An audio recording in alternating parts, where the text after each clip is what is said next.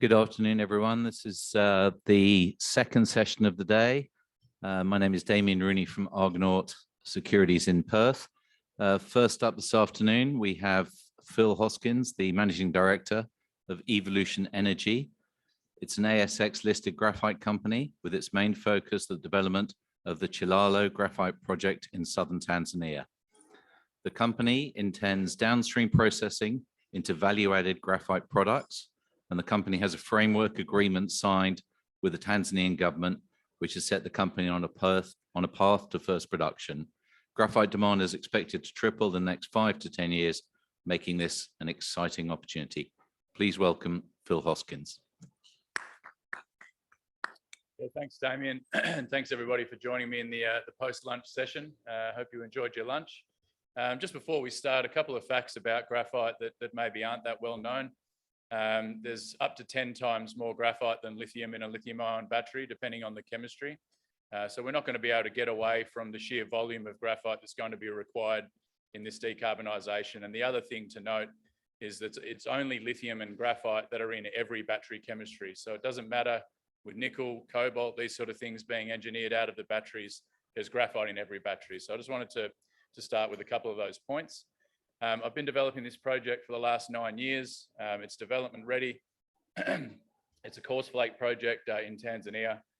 We just recently released our updated DFS, which we believe puts us forward as a standout development ready project with high margins driven by our coarse flake graphite and a low capital cost relative to our peers. I just have to correct the introduction there. We're heading to Tanzania next week for the signing ceremony on our framework agreement, and that's the critical agreement required in Tanzania by our financiers to provide that fiscal stability. We've got a binding offtake agreement for our coarse flake graphite with the global leader for expandable graphite and graphite foil. That follows a big commitment by the company, and I've spent personally more than 30 trips in China meeting the different end users and understanding the applications that's netted that offtake. But it's still a battery story as well, and it's what you do with your fines. Do you become a price taker and sign an offtake agreement with those, or do you go downstream? And I'll talk about our vertically integrated strategy in the US. Corporately, 50 mil market cap, 10 in the bank end of December.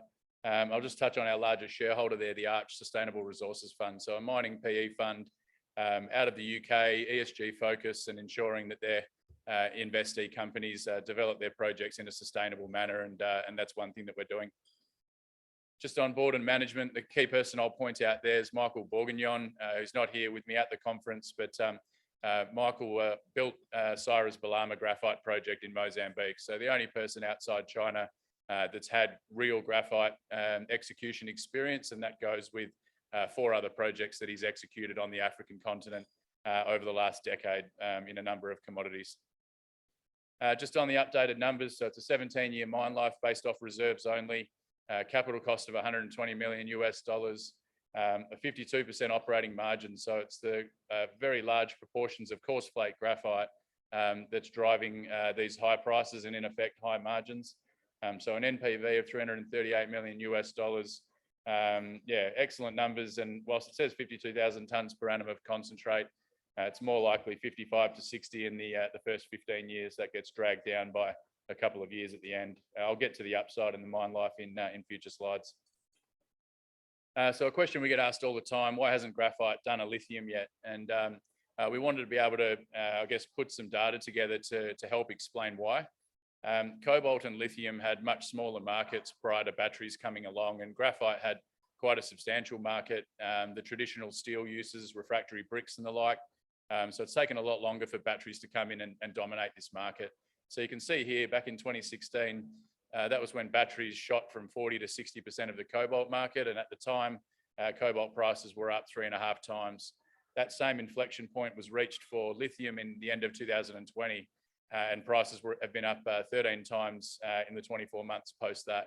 So graphite now has just got to the point where batteries is 50% of that market. And as it goes to 70%, as is projected to happen in the next couple of years, combined with the substantial underinvestment in new flake graphite mining and downstream processing, I don't think there's any way but for prices to increase. So it's a fantastic time to be in graphite. it's really important to, to watch what the Chinese are doing. So more than any other battery metal, the Chinese control the graphite industry. So you can see there, almost 3/4 of the mining to a concentrate stage, but then 100% of the further processing into a lithium-ion battery or into the anode. So that's purification, milling and shaping or spheronization is all done in China at the moment. And so yeah, let's look at what China are doing. They've moved for the first time ever in 2022 to being a net importer of flake graphite, and they've tripled the imports. So the reason that's significant is China is signaling to the world, we're no longer happy to send you guys the flake graphite concentrate. We want to dominate the lithium-ion battery supply chain. We're going to bring it all in and we're going to upgrade it and sell you the finished product. And so this is exactly why we have the Inflation Reduction Act. So countries like the US, Europe, everyone's concerned with their critical mineral supply, where they get it from, and that dependence on China. And so that's why we're seeing billions of dollars being shelled out. And you look at a company like Syrah Resources operating in Mozambique, not making any money on their mine, but they're a $1.2 billion market cap company. And so you say, well, why is that? They are the only company building a vertically integrated supply chain from mine to anode that doesn't have to go through China. And so the US government have committed $300 million of debt or grant funding to Syrah. You've had Tesla signing off as an off-taker. And so when I get to our downstream strategy, it's absolutely following the pathway that a company like Syrah have shown. So the competitive advantage on our project, so back to Tanzania, that's where we are in Southeast Tanzania. It really is about product quality in the graphite space. It's far more important than tons and grade standalone. And it is, the geology in Tanzania truly is world-class. So the ability to produce coarse flake graphite when you're targeting a 95% purity, or if you wanted to grind it a little bit harder, you can get up to plus 99% through flotation. So it really is great stuff. But it's not just about producing coarse flake graphite, it's about, does it perform in the value-added applications? You can get paid more for your graphite if it does perform in the value-added applications. And so we've done all that work and it does. From an economics point of view, as I mentioned, low capex and high margins. So our economics are not based on future price increases. And if Syrah's project at 85% fines can teach us anything, it's that your mine's not going to make any money unless you have substantial proportion of coarse flake graphite, which is what we have. From a technical risk point of view, we've done the work to a high standard. The main technical risk is, can you produce that product at scale? And so the full DFS level variability test work's been done at 2 separate laboratories to cross-check the results, and we've done 2 pilot plants off the back of that. So very confident we can produce this product. And we've got a team, as I mentioned, led by Michael Bourguignon, who's got real-world operating experience in the graphite space and has taken a lot of learnings out of that development of Balama. So as I mentioned, ESG is part of our DNA, and reducing our carbon footprint is very, very important to us, and it's also important to our customers. This was a life cycle assessment that we did on the project from our previous DFS in 2020, and you can see that our carbon footprint back then was half of China and the same as Syrah. But some of the improvements in this updated study have been to the power generation, so a hybrid solar and diesel and gas power solution that's going to further reduce that. Also implementing a waste heat recovery system to take the heat generated from the power plant and help that to dry out our graphite. So in the future, there's a number of things that we'll be implementing and updating that life cycle assessment to get that as close to zero carbon as possible. Other sustainability advantages, so we've implemented dry stacking of our tailings as well, and that's completely removed what is a pretty substantial ESG risk. So I mentioned before, 17-year mine life based on reserves, and you might say, well, surely that's enough. But we want to be able to demonstrate to our customers, to governments who we hope will give us funding for our downstream, to show them that we're here to grow into what is a growing market. So can we double production? Can we triple production? And so the image that you're looking at here is electromagnetics. Because graphite is such a strong conductor, it's essentially a heat map to where the conductive graphite is. The white outline in the middle is our 17-year mine life. That's a 2-kilometre strike. There's 33 kilometres of conductive trends here. So towards the end of last year, we did a 5,400 metre drill program, shallow RC, over many kilometres just to be able to demonstrate the scale potential here. Too widely spaced to go into a resource, but those results will be coming out in the next few weeks, and subject to the grade and thicknesses of those, I think you'll be able to see that we'll be mining here for many decades to come. So on the offtake strategy, I mentioned the binding offtake agreement with YXGC, the global leader for expandable graphite and graphite foil. You can see that's hatched out there. So what we're looking at here is the average production from the mine in the first 5 years, 37,000 tonnes of coarse flake, 20,000 tonnes of fines. So you can see YXGC is dominant there. It's a 3-year offtake agreement. It's not that they're going away. I expect to be selling to them for a long period of time to come. The coarse flake graphite, we've qualified with a number, or pre-qualified, I should say, with a number of end users, more so in the Western world, but we don't intend to sign offtake agreements pre-construction with those guys. And I think the big thing that we've done, and quite a strategic thing that we've done, is whilst we've determined how suitable our graphite is for use in lithium-ion batteries, and we could sign an offtake agreement for our fines, we don't want to give that away because that's our strategic leverage to go downstream. That's our leverage to be able to follow what Syrah are doing, go downstream in the US to produce coated spherical purified graphite. We're not selling it for $800 or $900 a tonne. Hopefully we'll be selling that for 12,000 plus, which is, you shouldn't be selling for anything less than that in the US.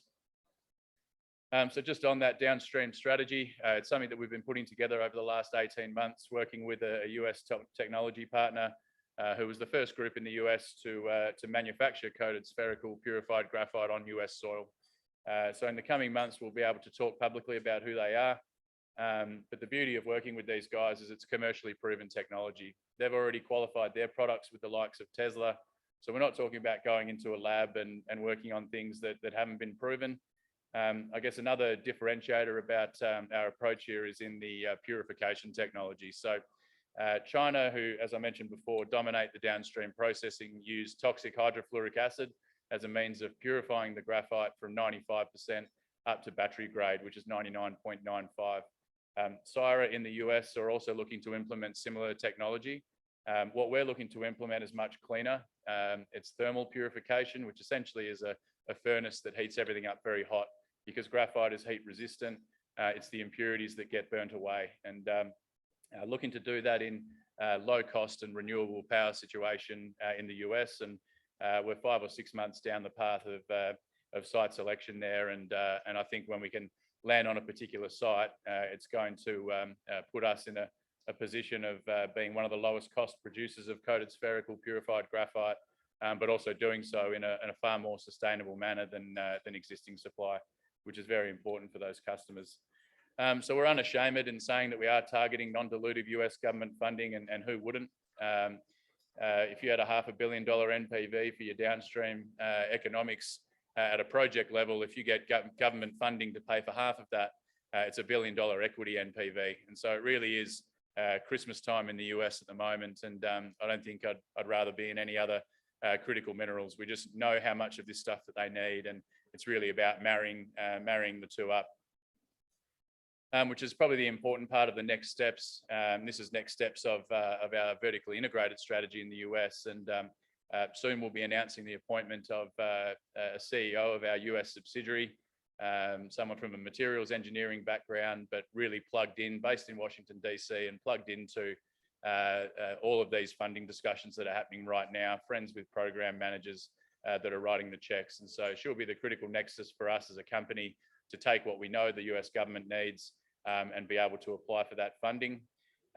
Site selection, I mentioned that we're very advanced there, and I think over the coming 3 to 6 months, we should be landing on the chosen site and feasibility studies. So we'll be moving towards the end of Q2, we'll be moving into a feasibility study for producing the coated spherical purified graphite. And just to explain, when we say going downstream, we'd be selling our fines from Tanzania to our own US subsidiary, who would then undertake this processing. So financing, on the mine side, we've engaged a group called Auramet International, who are running the debt advisory process for us, and we've had a significant level of expressions of interest from Western banks, Tanzanian banks, European banks, and we're running that process now. There'll be independent technical engineers coming to site during May and all the banks will be there with them, and we'll push that through this year. But one thing that we wanted to point out is where we think graphite is relative to lithium. And I spoke before about how I believe graphite is going to do a lithium, maybe not 13 times on the price, but you look at the market capitalizations of the top 10 ASX listed lithium companies, and they've gone from 2 billion 3 years ago to close to 35 billion. And that's the environment that we want to be financing this project into. There are substantial pools of non-dilutive funding sitting at the downstream. And I think being able to bring that vertically integrated supply chain together and show those pools of funding means by which they can deploy that and I guess solve the decarbonisation problems. That's what we're looking to do. And I think that optimal financing could potentially combine the mine and the downstream together. So why invest? It's a development ready project. We are ready to go now, fully permitted. And the DFS puts us out there as a very low capex, high margin company, industry leading margins at today's prices. The supply to demand dynamic is certain to push graphite prices higher, and the inbound inquiry we're getting from brokers and funds confirms this. Demonstrated performance in the value add, but then the strategic nature of being able to copycat Syrah, do the vertically integrated strategy, and hopefully use US non-dilutive government funding to do so. So thanks everybody for your time. Please come over to the booth if you've got any questions. Thanks very much indeed, Phil. And you can ask Phil those questions at booth 49. Thank you very much. Next up, we have Tony Adcock, the Executive Chair of Tungsten Metals Group, which owns the largest and most advanced ferrotungsten plant outside of China, based in Vietnam. Tungsten is a globally defined critical mineral, is of significant global importance, as essential for the strengthening of steel and other metals, alloys across a wide range of industries. TMG has focused on high quality production and product that is downstream, where increased value is created. Executive Chair, Mr. Tony Adcock, is here today. Please tell us more. Thank you.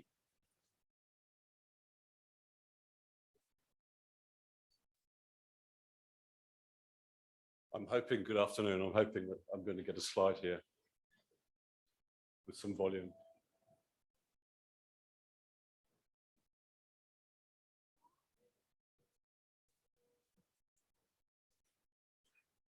Good afternoon, everybody. I hope you're all enjoying the conference, and I hope you're also enjoying the beautiful island of Singapore.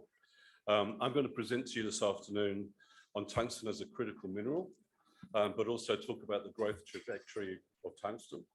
I'm going to talk a little bit about our company, which is a company that's about to list on the ASX.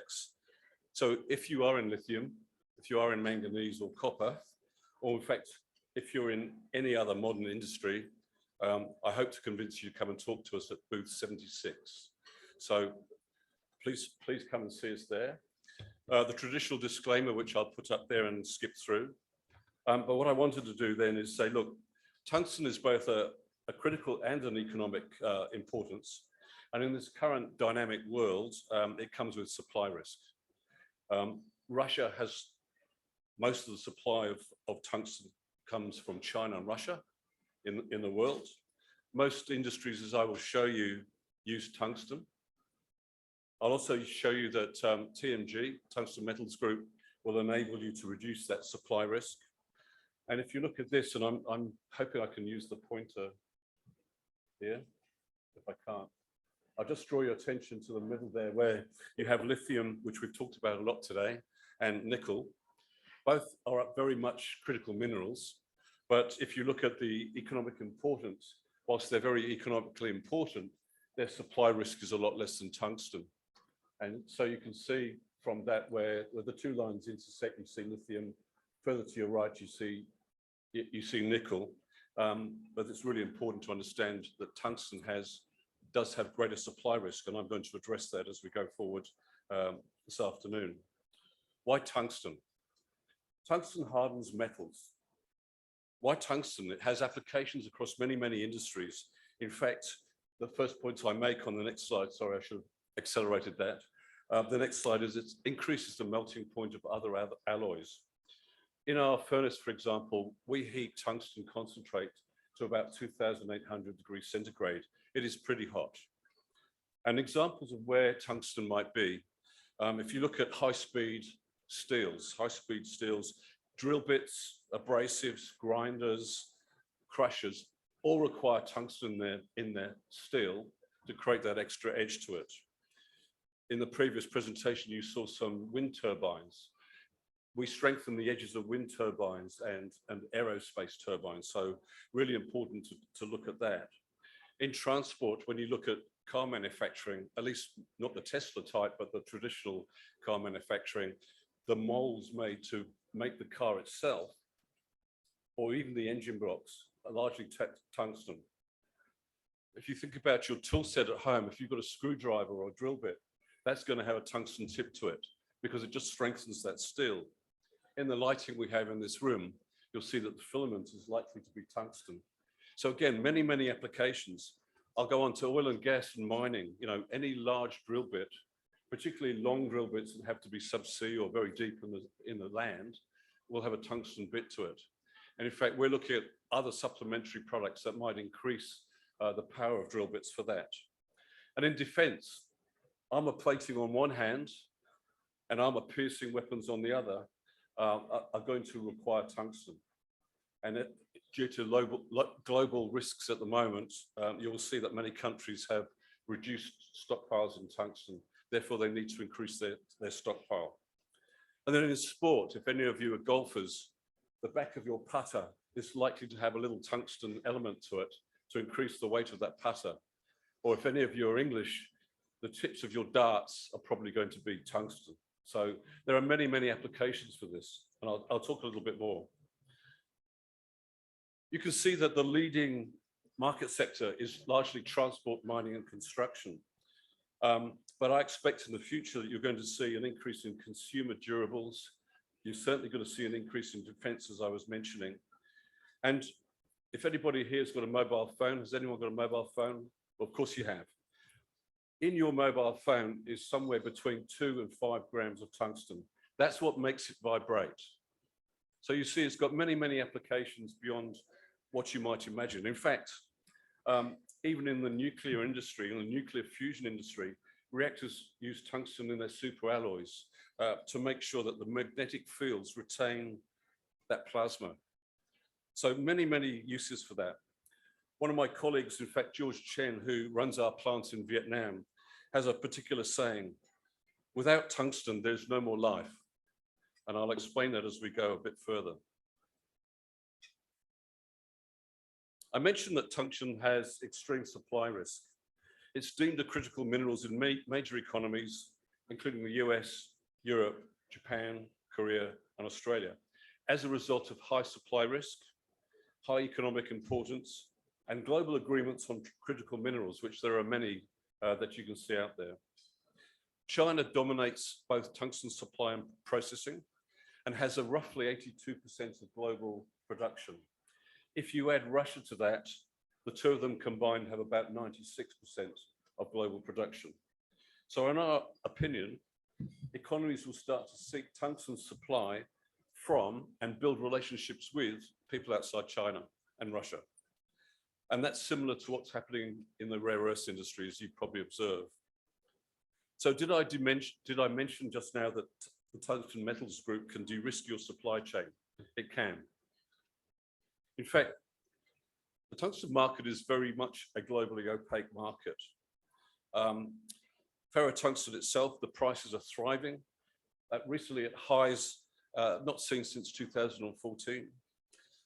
As I mentioned, China is producing ferrotungsten, but they will use that ferrotungsten they produce for their own supply because they need to build restock. Ditto Russia. So ferrotungsten demand from outside China, which is Vietnam and elsewhere in the world, are going to be in high demand. In fact, in the US, they have a particular program at the moment, $2 trillion to rebuild infrastructure, which involves 20,000 miles of road space and about 10,000 bridges. Now, to build 10,000 bridges using steel, you will need tools that have tungsten in them to give you that capacity or capability. So, of course, all of that 2 trillion is probably subject to elections, political will, and impeachments, but let's call that the Trump factor for now. We, TMG Group, believe that prices will remain higher, with China having tariffs on exports of ferrotungsten and steel, with the US imposing a 25% tax on imports from China. And where we produce in Vietnam, there are no import or export tariffs. So that helps our margins greatly in the ferrotungsten space. And if I could turn to our company in particular, the Tungsten Metals Group, and I don't know if I mentioned, but we're listing in this quarter. We de-risk supply chain by being outside Russia and China. We procure, on the left-hand side there, we procure from mining companies. We add value by putting the concentrate through our furnaces to create ferrotungsten. And then we on-sell to businesses who then again add value in the manufacturing of products. We de-risk investment because we're not explorers. We don't, at this moment in our history, have a mine, so we haven't gone upstream into the mining community. I won't rule that out at some point in time, but the supplies that we get from different parts of the world are adequate for what we're trying to do. So we de-risk supply because we don't have exploration risk. And we have the capacity to plan and build new product offerings, particularly in the chemical side, the sodium tungstate side, and also in grinding tungsten into fine powders, which we can be used for tools and other things. So we have expansion capacity in that space. If I read across the top, and I'll do that on this one particular slide, we're a producer of high quality ferrotungsten. We're the largest and most advanced processing plant outside of China, and we do that with a highly skilled team of professionals. In fact, many of our team have been with us since 2014. In fact, there are also in our organization a few father and son relationships because of our loyal staff. We have a high percentage of females working in our organization, which is obviously good for gender diversity and ESG. And we're very active in the community in Vietnam, in Haiphong, in the sport and culture space. So we try and put a lot back into that community, which I think is really important. Our tagline is, we are the go-to global processing company. So I hope when you leave here today, you take that thought with you, that we are the go-to global processing company. And maybe I could just tell you a little bit about our plant. In the picture there, the central picture, you can see the space that we've got. There's a lot of green space. It's about 40% of green space, but we're operating in an industrial zone. The bottom left there, you can see the arc furnace, maybe at 2,800 degrees, but close to it. So we melt the concentrate into ferrotungsten. The middle picture is, let's call it a spoon. It goes into the hot tub, it takes out the ferrotungsten, it puts it in water to cool it down, and then we send it to the crusher on the right-hand side there, which produces the final output. If you go to our stand, which is 76 today, you'll see an example of tungsten, the output. It's a pretty solid piece of rock. In fact, if you enter the competition to tell us what its weight is, there's a bottle of good Australian wine as a prize, which will be given out tomorrow night. And of course, we try to make sure that whilst we're operating in Vietnam, we reach Australian standards in terms of water treatment and offtake and dust control, just to make sure that we meet all the regulations around critical minerals. We are, and I don't know if I mentioned it earlier, but we are about to IPO on the ASX. We have a world-class production team led by George Chen in Vietnam, and we have in the audience today also our CEO, Martin McQuaid. We're committed to the Responsible Minerals Initiative, which means that ethical investors like us, and I hope they continue to like us. We can produce about 16 tons of ferrotungsten a day, and we're aiming to get about 4,000 tons of ferrotungsten per annum within the next 2 to 3 years. We're located near Haiphong, so we've got extremely good port access. And as I mentioned earlier, we're in a jurisdiction without import or export duties. I failed to mention, but I'll mention now, we have a good, strong margin business. And did I say we list this quarter? In fact, let me introduce George Chen, our director and president of our factory in Haiphong. George is a global subject matter expert, and I really mean that. There are very few global experts in tungsten, and George is one of them.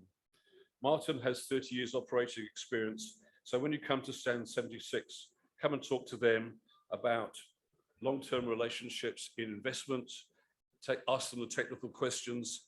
And if you ask them the right question, they might give you a hint about the weight of the piece of tungsten. I won't guarantee that. We're well positioned for IPO. I believe that most of the funds that we're looking for, the 10 million, have already been committed. But if you are interested, please get to our brokers, SGK Markets, pretty quickly. They're hanging around the booth, they're talking to people, and you know, they will certainly talk to you about the investment itself. But perhaps more importantly than that, we're interested in working with complementary businesses in downstream value add, and we're also interested in investors who see value in long-term relationships. This is why we're in Asia. You know, Asia is important to everybody in this room, in fact, everybody in this conference. Trust and long-term relationships are a cornerstone of good investments. Excuse me, and I think that's the point. Finally, I'm just going to say, post-listing, and in conclusion, when we look at that, what will move the share price? Fast-changing technologies that incorporate ferrotungsten or similar products like battery storage, like Niobolt that we have up there. International agreements on critical minerals and government incentives to invest or facilitate investment are really going to be important. We de-risk supply chain, and in addition to that, you've got the natural growth of the industries that I've talked to. So finally, I'd just like to say thank you to Jackson Crabb and the team at RIU, the team at Future Facing Commodities, Tribeca and Argonaut, the major sponsors, our team at SGK Markets, thank you, and to my team at TMG Limited, and of course our host country, Singapore. And I'd like to just conclude by saying, again, George Chen's words, without tungsten, there is no modern life. Thank you. Thank you very much indeed, Tony. If you'd like more details on that, IPO booth 76 straight after this. Next up, we have Charger Metals. Brian Dixon is Director and Advisory to Charger. Charger CHR is the code as a lithium exploration company with two highly prospective tenements. The Biney Lithium Project in the Northern Territories and Lake Johnson in WA. Charger has just completed a maiden drilling campaign at its Lake Johnson project with 62 million shares on issue, market cap of just 16 million and cash of 7, a crazy EV of just 9, I believe. Sounds good. Thanks, Brian. Thank you. Good afternoon, everybody. It's great to be back in Singapore again. Haven't been up here for a while, but it's good to be back. Charger Metals is an Australian-based lithium explorer. We have 2 cracking projects with some very sizable pegmatites, one at Lake Johnson and one at Biney, near Darwin. We aim to have resources over both of those projects by the end of the year. So looking at the location of our projects, sorry, just trying to work this out. Our Biney project is our #1 project that sits up near Darwin. It's only an hour's drive further south. I've just come from there yesterday. Our Lake Johnson project sits in the middle of the Yilgarn and is surrounded by most of Australia's spodumene resources and some emerging mines. So Charger's got a very strong exploration, development and operating team, particularly in the lithium space. We've taken a very systematic approach to exploring for our lithium projects, and we've got a proven model from bottom up on how we go about that. Our 2 projects that I was talking to before, Lake Johnson, we're in the process of moving to 100% of that project. We started our maiden drill program in December and completed that 40-hole program at Lake Johnson in February. We've just started releasing the results from that project. We successfully discovered spodumene there at Lake Johnson on our first target, and I'll talk you through that as we get further in. We're currently planning our next program around that to test the full size. The Bino Lithium project we've got a 70% interest in, is surrounded by core lithium's mine that is currently going into production as we speak. We have some very sizable pegmatite targets there with some very, very large lithium anomalies sitting on top. And we aim to be drilling the maiden drill campaign there later this month. We're a well-funded company, very tight capital structure and well supported. I guess to put into perspective, we heard this morning 55% of the world's lithium comes out of Western Australia. There's only 6 operating mines producing that. There's only 14 lithium resources in Australia. Most of those are controlled by multi-billion-dollar companies, and the ones that are getting snapped up very quickly. Three of those resources are currently under acquisition offers. So you can look at the chart for Charger's trading over the last 20 months since listing. It's performed very strongly.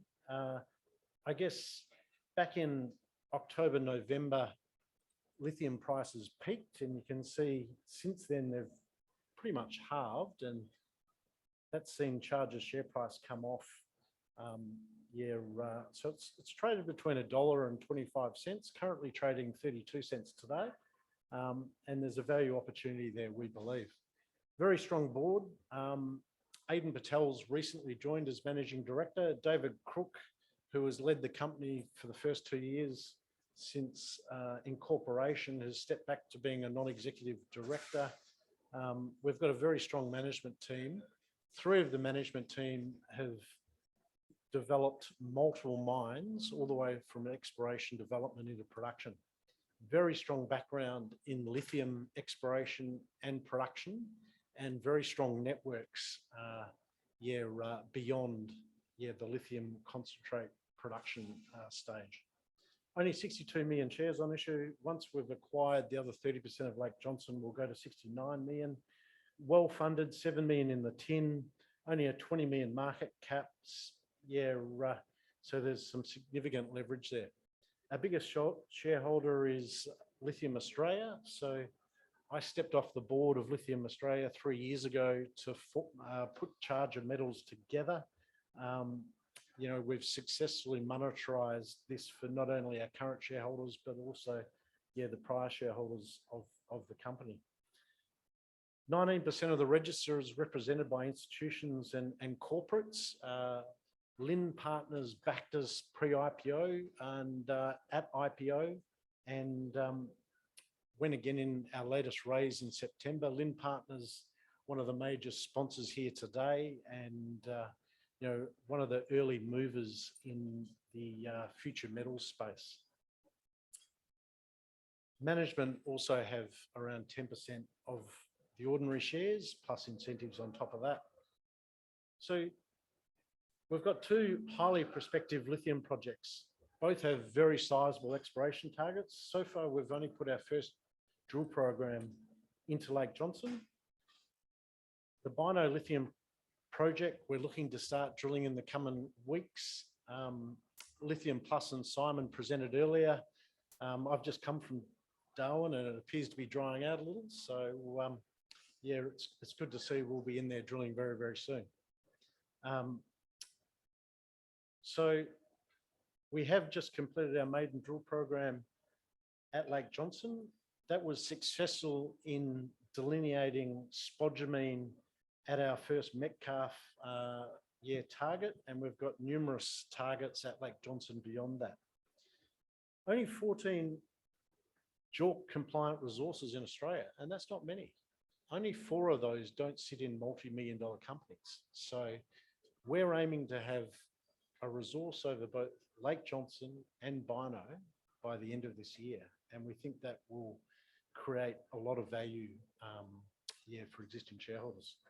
We're sitting in a tier 1 lithium jurisdiction. West Australia produces 55% of the world's lithium. The Northern Territory is that Litchfield Finniss province has now got a lot of exploration going on. It's very active, and Core Lithium have just gone into production there. Very strong management team. David Crook has got a wealth of experience in lithium. Aidan Patel has added a lot of experience coming onto the board. Adrian Griffin, one of the lithium space's experts, and we've got a very strong team of geos with over plus 10 years of lithium exploration experience. So looking at our Bino project, this is 1 hour out of Darwin. So I flew into Darwin yesterday. We drove south yesterday morning, flew in on Monday. Yesterday morning, we drove out to the project, looked at the two main prospects, and we're back in Darwin by just after lunch. So fantastic infrastructure. If you look at the grey area there, that is Core Lithium's project. The arrow in the white box you see up the top, that's pointing out where they're building their plant. So they've done their first direct shipment of ore. They're building their concentrator there at the moment, which they're looking to commission later this month. Our project's less than 8 kilometres from their plant. All the blue dots you see there are known pegmatites. Most of those were explored for tin. Later on, they're explored for tantalum. Prior to Core Lithium and our management team coming along, there had been no exploration for lithium in this part of the world. A lot of work on tantalum, and we've used that data to good effect. And I'll talk you through that shortly. Fantastic infrastructure. There's bitumen road running right through the middle of our tenure. There's power coming right up to the edge of the project. You've got the Port of Darwin, less than an hour's trucking from there, where there is capacity to export both bulk and container. So what you see there in that colourful map, that's the geophysics, and then the white lines overlaid on that are the soils trend. And what both are showing is that effectively the spodumene structures are trending from the northeast to the southwest, and that's taking Core's pegmatites, and the continuation goes directly through our ground. So Core Lithium have drilled right up to our boundary. Ahoy sits within 700 metres of our boundary, and they've drilled a resource out there. They're getting very strong economic grades. Core Lithium paid $10 million for the mining lease, the grey squares you see in the middle of our project, and they've drilled inside that, and they've hit spodumene. They've also drilled bilitus to the bottom there, and they've hit spodumene. So we're about to go in the next 2 to 3 weeks and start our maiden drill program here. There's up to 30 pegmatites on our ground, and I'm going to talk you through the 3 best targets where we want to start. So we're fully permitted to drill. The weather's slowed us down up until now. It's starting to dry out in Darwin, and I was out at this Megabucks prospect yesterday looking at that, and this is located only 500 metres off the bitumen. So access is looking good, and we're looking to get in there and start clearing the pads this week. This has got 700 metres of strike. So this is the biggest pegmatite in the Finniss belt. So this is bigger than any of the pegmatites sitting on Core's ground. The tantalum explorers went and trenched this, and they've trenched it on every 50 metre zone. They've trenched it over 500 metres, and the average width is 40 metres wide. It's up to 70 metres wide in places. This pegmatite is huge. We will be drilling this later this month. We're going to put 6 holes across in 2 fences, And that's going to tell us whether this is hosting spodumene or not. There's a big lithium anomaly sitting on top. As Simon explained earlier, in this part of the world, the top 30 to 50 meters is deeply weathered. So you don't often see outcropping economic spodumene. But yeah, we're going to put 6 holes through this. And if we confirm this is spodumene, we'll be going straight into drilling it out on 40 by 80 meter pattern. And yeah, that'll get us to an indicated resource.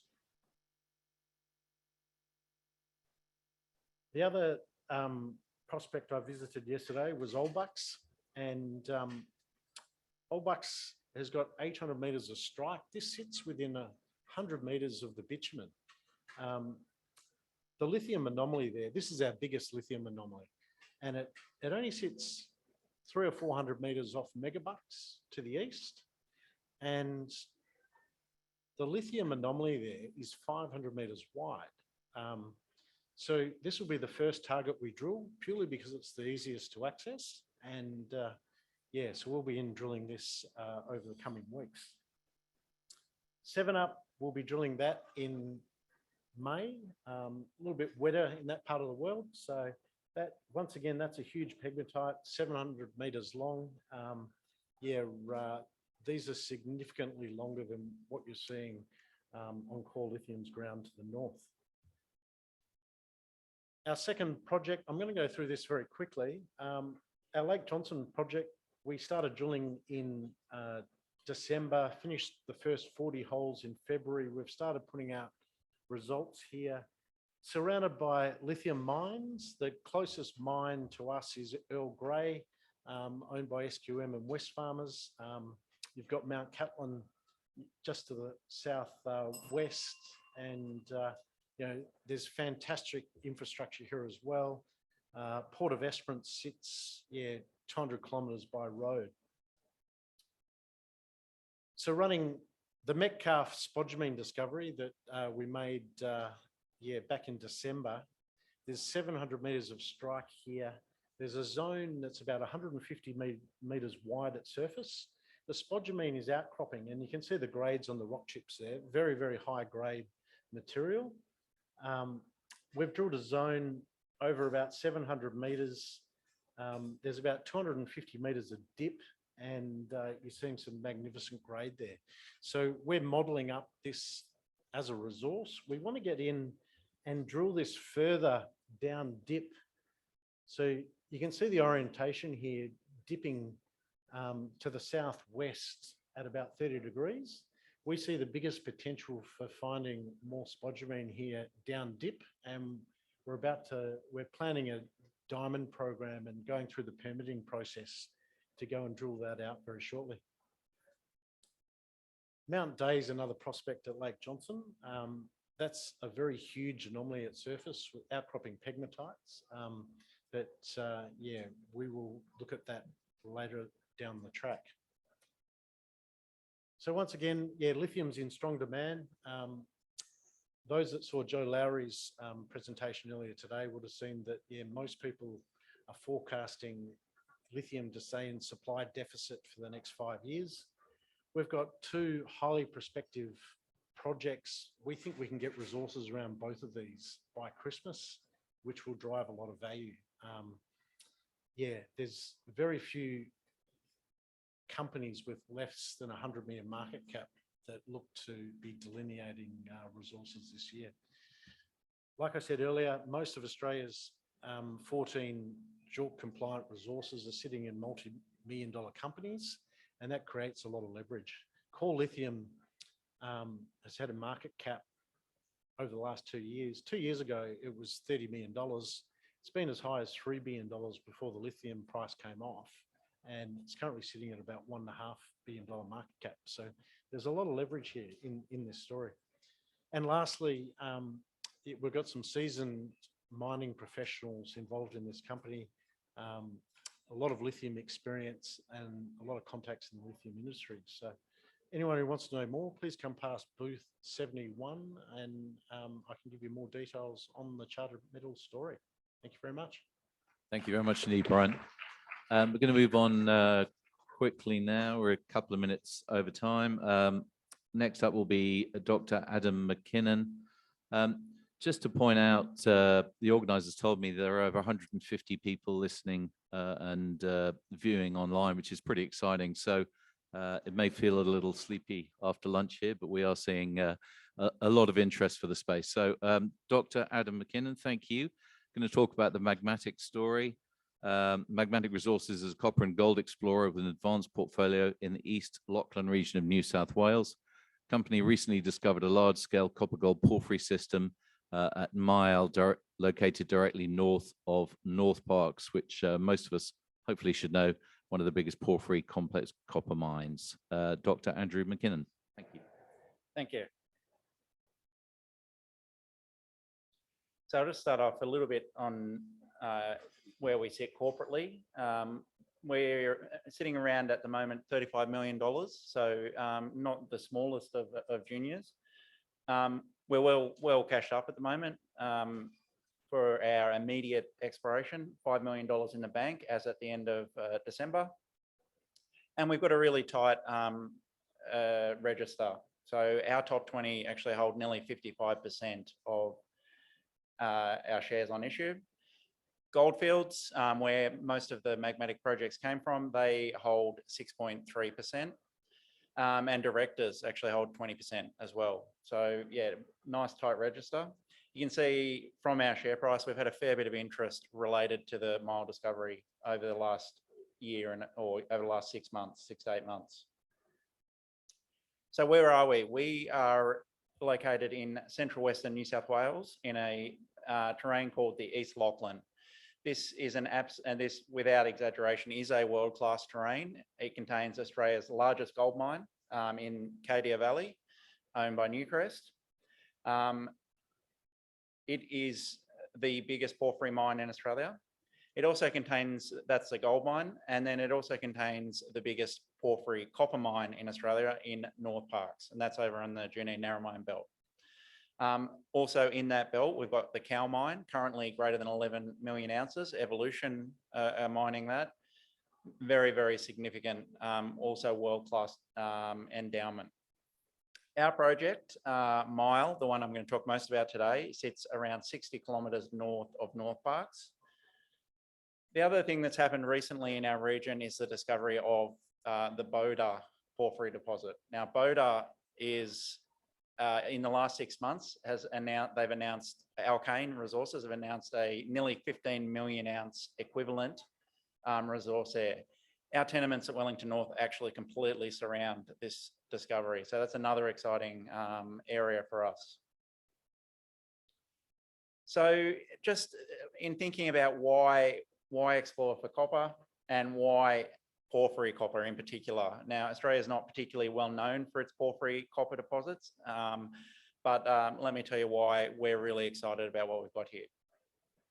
Everyone, you know, especially at this conference, we've talked a hell of a lot about the copper deficit coming. We can see that we're sitting, especially in Australian dollars, we're sitting very close to record highs for copper prices. And obviously supply, you can see there from that 5-year graph, supply at an all-time low. In terms of deposit types, porphyries provide 60 to 70% of the world's copper. So, and they're also the biggest, some of the biggest deposits on Earth. So for us as a junior, we're really excited about the potential of making a major copper gold discovery. We've got the recent example I've just talked about, Boda. You can see when Alkane actually announced their discovery hole in 2019, their share price doubled nearly overnight, and they had a $205 million market cap. What's really exciting is that when you look at the discovery hole, we already have equivalent grades close to that discovery hole, and links, mineralized links close to that discovery hole. So for us, at $35 million, we really think we're onto something quite special here. Once again, looking at the supply issues are well documented. There's not enough copper projects actually coming online. and demand expecting to grow very rapidly with the green revolution and with electrification. Probably the other important point around copper is when you look at the list of where most of our copper comes from, it's absolutely dominated by countries we would consider high risk. Now, Australia has a pretty relatively small share of that market, 4%, and we think Australia can actually play a bigger role in supplying copper going into the future. Diving down into the mile area, I think the main thing I want to point out on this slide is we are in absolutely great spot for exploration and for mining. Our area has attracted an enormous amount of interest by major explorers and miners. Recently, Anglo Gold Ashanti did a deal with Inflection Resources directly to the north of us for up to $145 million expenditure in an earn-in or a JV. Our tenement's also completely surrounded by Fortescue Metals, who are actively exploring in the area. And we've got China Molybdenum and Tomingley off to our south and southeast. Sorry, and Newmont, I should say, not Tomingley. Look, the other thing is New South Wales is actually on a bit of a roll at the moment in terms of getting gold and base metal projects off the ground. In the last 3 months, the New South Wales government has actually approved 4 new mines in our area. So that's really encouraging and for us going into the future and for the state in general. Diving down into some geology, in particular, if you look at the gravity image there, you'll see that Cowal and North Parks have these semicircular low features over the gravity. These correlate to the igneous intrusive complexes, and that's when you look at Mile, you'll see an almost identical pattern in terms of a gravity low. Going into our exploration at Mile, what we were looking for, what we're trying to replicate here is the North Parks mine. Now, North Parks is an absolutely incredible deposit, or it's actually a set of deposits. Over the last 30 or 40 years, a total of 22 porphyry systems have been discovered at Mile. Sorry, at North Parks. What we know about our Mile project is it's got the same dimensions, it's got the same age rocks, and now we're seeing the same style of mineralization as we're drilling. In terms of mining operations, North Parks has actually been operating for the last 30 years. And importantly, we are currently getting grades that are pretty much the same as the North Parks resources. We'll dive into that a little bit as well.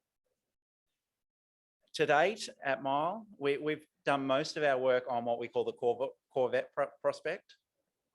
Over the last 8 months, we've drilled a total of 8,000 meters in 10 holes. So for a junior, we are drilling very deep holes. One of the most recent holes we drilled went to 1,200 meters depth. The reason we're drilling such deep holes is we are hitting very, very large mineralized zones. Every single one of the 10 holes we've drilled to date has hit significant copper mineralization. And actually our last hole that we've announced, hole 422, hit an 875 meter intercept at about 0.21 copper. Within that zone, as I mentioned, we're getting these quite strong high grade zones. That one had 241 meters at 0.45 copper and 0.1 gold. We've just recommenced drilling again. The whole system open in all directions, including at depth. So we actually think this is a very, very large system.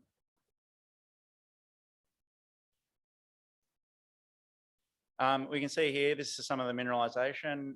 Typical, in this case, chalcopyrite mineralization, hosted in breccias and in veins, typical porphyry B, C, and D veining. And we also do get some bornite in the system as well. We also see the typical porphyry alteration, particularly potassic alteration in places. So I guess when we're talking about porphyries, one of the key things is the scale. When you look at a cross section like that, it can be quite hard to understand just how big these systems are. if I put some arrows on there, you'll see just on that section alone, that's a 75 plus or minus 75 meter section. We're talking about 600 meters wide, 800 meters deep. And we know, as we'll see in some follow-up slides, that this system is currently being defined over at least 1.1 kilometers. Just on this slide alone, you're talking about tens of millions of cubic meters of mineralized rock. So this drilling we're doing, the really, really high impact.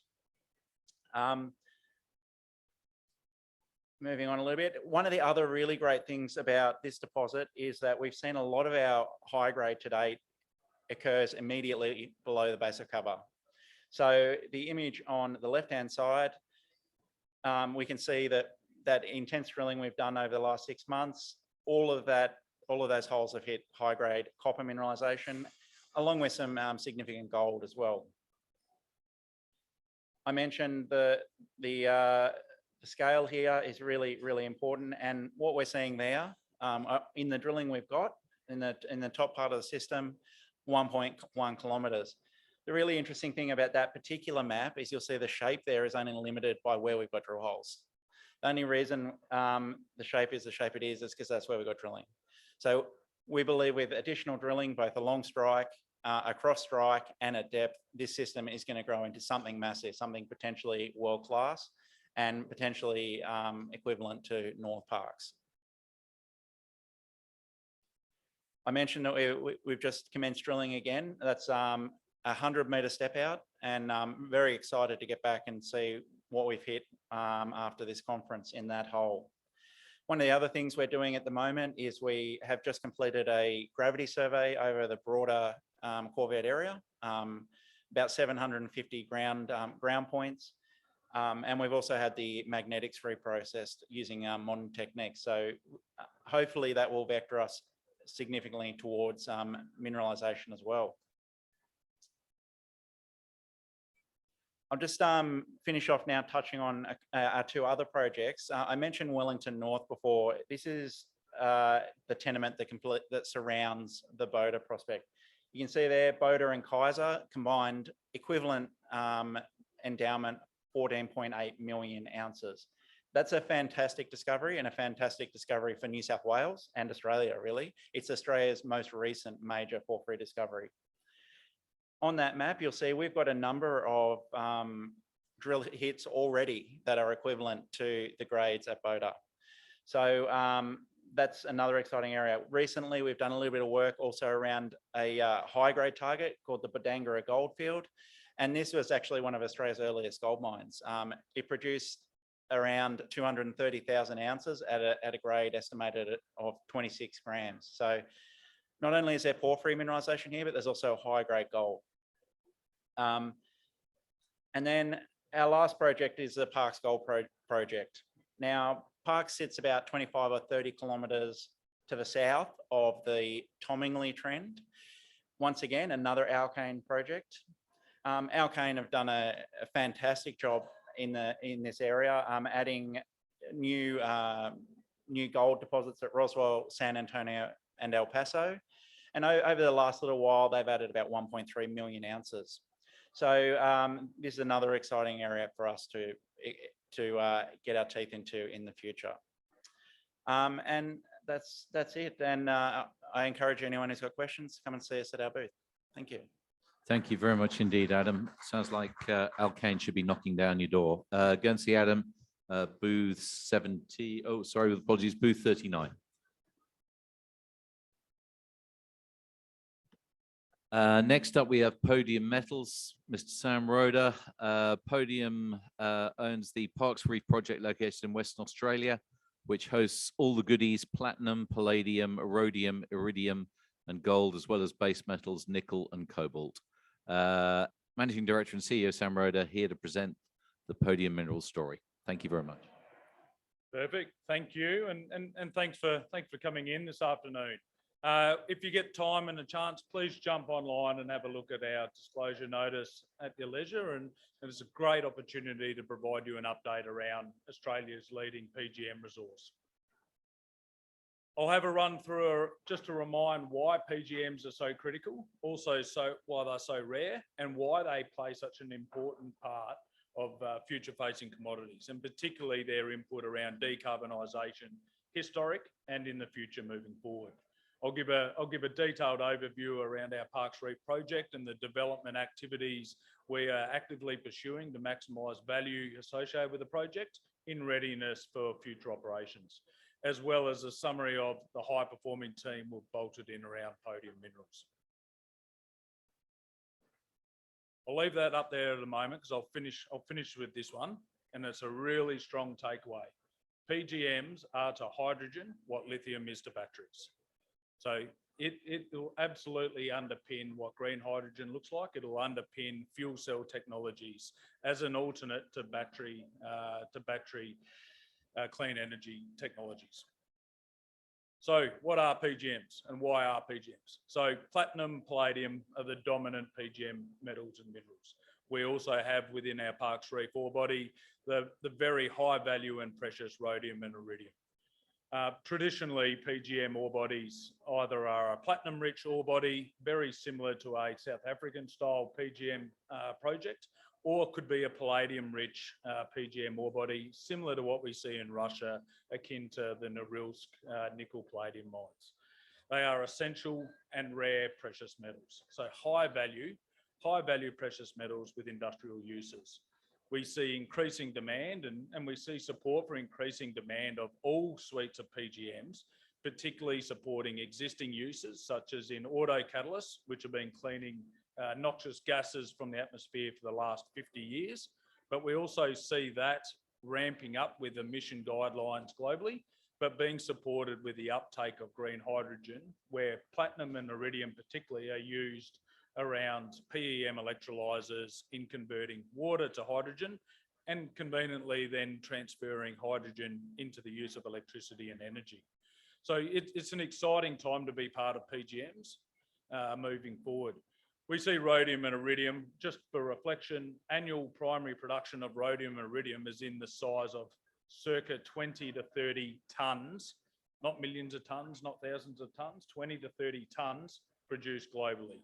So when we think rare, these metals are significantly rare, compared to many other peers. So where are they sourced at the moment? Predominantly, the lion's share and significantly the lion's share of PGMs, and particularly anchored through platinum and palladium, are anchored out of South Africa, with 85% between South Africa and Zimbabwe accounting for platinum, iridium, rhodium, ruthenium and osmium. And Russia has a significant portion of palladium, equal with South Africa at 40%.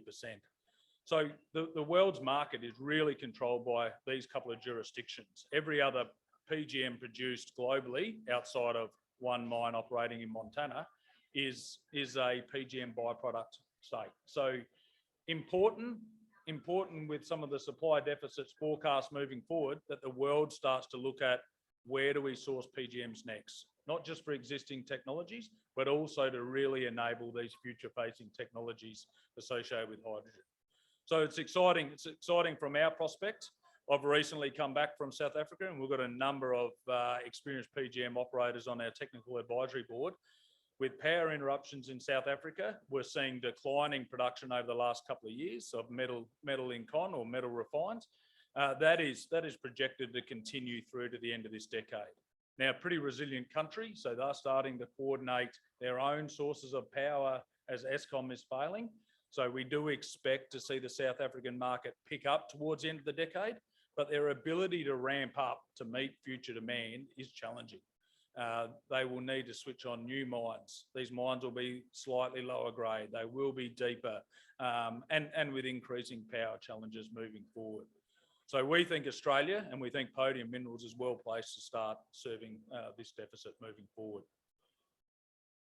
So the Parkes Reef project, globally significant project based in central WA, so Midwest.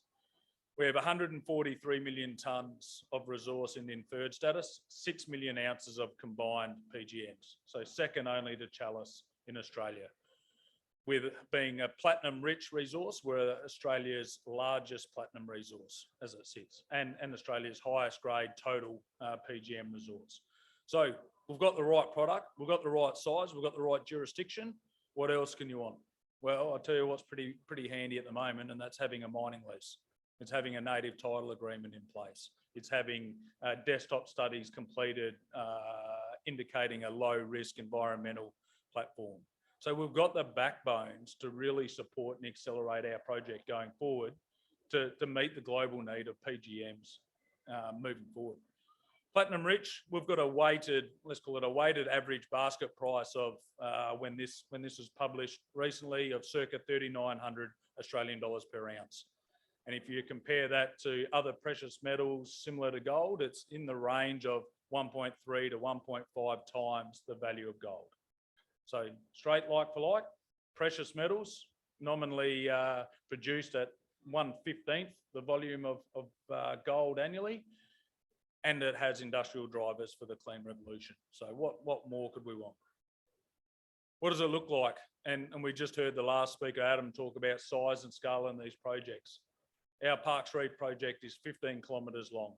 These are not magnetic surveys, it's 15 kilometres long drilled with circa 300 holes drilled over that 15 kilometre reef extent. Near surface ore body, modelled to 250 metres only underground.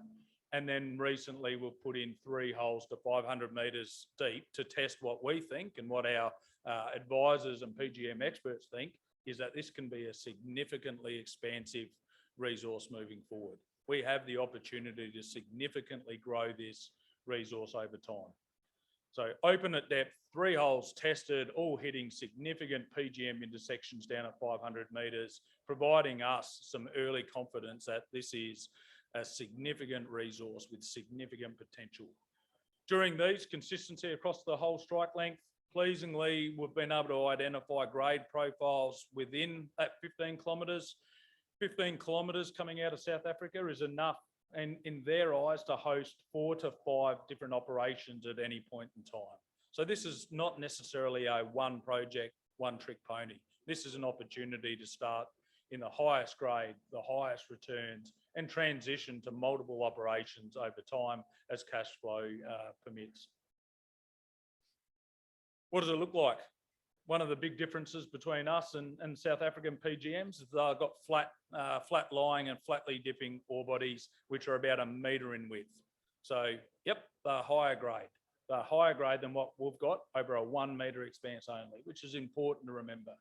We have a vertical or steeply dipping ore body, which is consistently around 15 metres in ore body width. Outstanding for early access for open cut mining potential, but to be able to transition into low dilution selective underground mining is also attractive, particularly with 2 high grade zones on the hanging wall and footwall, which can be used for selective mining as well, depending on economics and outcomes. So mining, tick, Australians know what they're doing. They can transition open cut and underground. What does the world processing look like? It really is only South Africa which does end-to-end processing with some back-end refinery, predominantly out of Europe, in 4 of the major PGM refiners in the world. Every PGM project worldwide will start with concentrate, which is exactly what we've done over the last year. Can we get a high enough grade to produce a PGM concentrate for sale anywhere in the order of 50 to 250 grams per tonne? Yes, we can. We were able to prove that up. 50 grams per tonne, 100 grams per tonne, 200 grams per tonne, you're still left with a lot of tonnes to move with not significant value compared to what downstream processing looks like. Being in remote Australia, the opportunity for us, with support from state government and federal government through their critical minerals organisation, is what does downstream processing look like? Not just to unlock Podium Minerals and Parkes Reef, but to unlock Western Australia, and potentially global PGMs to meet that supply deficit being forecast. For us, our efforts and energies have been in the last 6 to 9 months heavily around producing a high-grade product out of atmospheric leach. And we're looking somewhere in the range of anywhere between 50,000 grams per tonne to 200,000 gram per tonne target to be able to feed a PGM refinery. and early test results through leaching over the last 3 months and published in the last 3 months are showing significant recoveries at manageable acid rate in atmospheric leaching conditions, something which hasn't been done yet. Traditionally, PGMs are leached through high pressure and high temperature. So this is a real potential game changer for us, and we've got significant steps to optimise that. So how do we tie it all together? How does a small cap Australian developer put together a team with a technical prowess to develop this project? Starting with the board on the left, recently appointed in as a chairman, Rod Baxter leads our board, which is operationally focused board, project focused board, study focused board, and Rod, having a number of years as technical director with Anglo Platinum, has PGM experience. So the board is skilled across geology, mining, processing, project development, and operations. We've replicated that on the management side. I came on board just over a year ago from an operating background, a mining engineering background, a project development background right here in Australia. So that's the starting point. We need a geologist. We've got a head of geology. We've got a GM of projects with deep processing technical ability, and recently a CFO with mining services background. So this team's not a pure exploration play. This is a project development team with a focus on maximising the project, but also around enabling a PGM jurisdiction in Australia and potentially globally. That's all well and good, but how do you bolt PGM experience into a country which has never done PGMs? You go and find 3 of the best individuals who combine over 100+ years in PGM experience across geology, mining, investments, strategy, growth, and you bolt them into our team. So Dennis, Alistair, and Gordon, the heart and soul of global PGMs out of South Africa. And then you bolt on DRA, which has built every PGM concentrator in the world, bar 2. So we've got the right partners to develop this. What does that mean? Well, what that means is we've got a significant value proposition. So PGMs are still looking to be untapped. We have significant growth. We've seen the ability to unlock growth and market growth, such as Chalice did over the last 1.5 to 2 years, similar to what we've seen in the rise and uptick around the lithium market and to some extent the rare earth market.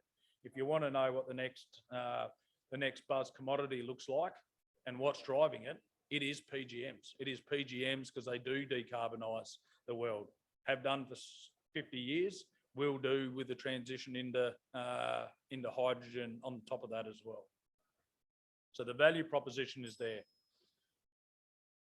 What's next? So for us, and this is with the guidance of our advisors, it's from recent trips to the heartland of platinum and PGMs. Let's continue to get focus on our resource around increasing the resource confidence. It's not drilling and growing yet. We've got enough to start for a number of years. So it's getting confidence in that and doing it quickly and cheaply. Metallurgical, our recoveries are good. It's bedding that down and scaling up the size of those met tests, and then really looking at how do we drive down those operating values. It's reagents, it's powers, it's removing waste from our product and system.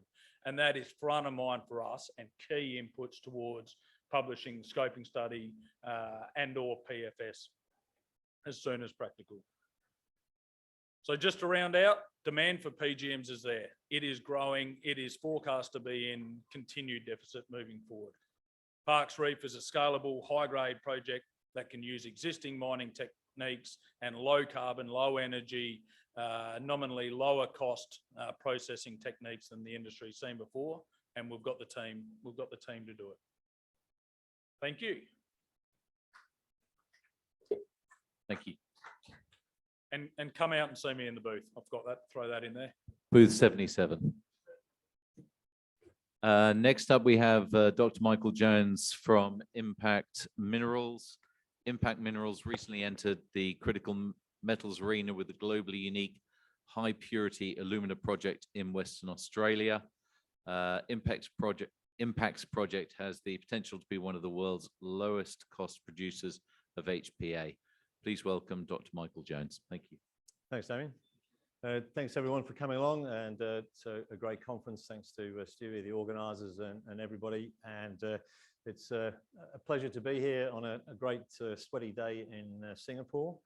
And if I'd have been given this talk about a month ago, I would have been talking to you about the fact that Impact is one of the 7 companies that are the first recipients and participants in the BHP Explore program, which I'm sure you've heard about today. Sonia Scarshill from BHP gave a talk this morning explaining that the Explore program is about trying to transform the relationship between major companies and juniors to accelerate the discovery of the battery and transition metals that we're going to need during our whole drive towards the new electric world that we're going to be living in. Now, that would have been a great story in its own right. Come to the booth and we'll talk about that. But really the big story that we announced only a couple of weeks ago is a major transformational acquisition that Impact has made in the high purity alumina space. So for those of you who are investors in the business, in the industry, we're looking for transformational opportunities because that's what's going to drive significant share price rises. And we believe that we've come across something that's going to deliver that to our investors. We're in the high purity alumina space. It's a product that we'll talk about, but its main uses are in lithium-ion batteries. And if you remember the Samsung phones that were exploding a few years ago, the HPA is designed to stop that. And in the second area is actually in LEDs, light-emitting diodes and micro-LEDs. And we heard today from Alpha HPA, who are doing a fantastic job in this space, is also tipped to drive significant demand, probably 300% growth in the market over the next few years. And what that might be worth, well, at the moment, the market is paying around about $15,000 to $25,000 a ton for a benchmark product. And we believe that our deposit has about 1 million tons of that alumina in the top 2 meters of a lake in Western Australia, which I'm going to talk to you about. And you can do the multiplication to work out how much value is potentially in the ground there. So I'm inviting you today to come onto the journey with Impact. You're actually only about the second audience, whether you're here in person or online, to hear about our story. It's a ground floor opportunity for you to get involved because we aim to be one of the lowest cost producers. That's our stated aim globally. We have a unique deposit. It's in Western Australia, tier 1 jurisdiction. We've also got a cost disruptive metallurgical process, which is now already in PFS, pre-feasibility study. We're going to build out our capabilities in metallurgical processing and also the end product specification. And we're going to deliver into a high margin, high growth market with significant upside potential in 3 to 5 years' time when, amazingly enough, demand is supposed to outstrip supply. So this is the ground floor opportunity for anyone listening to get involved right now. So high purity alumina, what is it? It's aluminium oxide. There's a benchmark purity, 99.99% or 4N as they call it.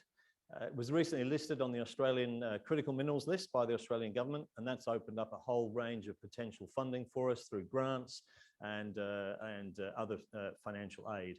So it is a technology sector metal material. It's used in LED wafers, as we discussed, lithium batteries, and increasingly in semiconductors and a wide range of catalysts. And it's an integral part of all batteries in the lithium sector. So the purity is, as I said, is graded by its total contaminants and with this benchmark purity of 4N.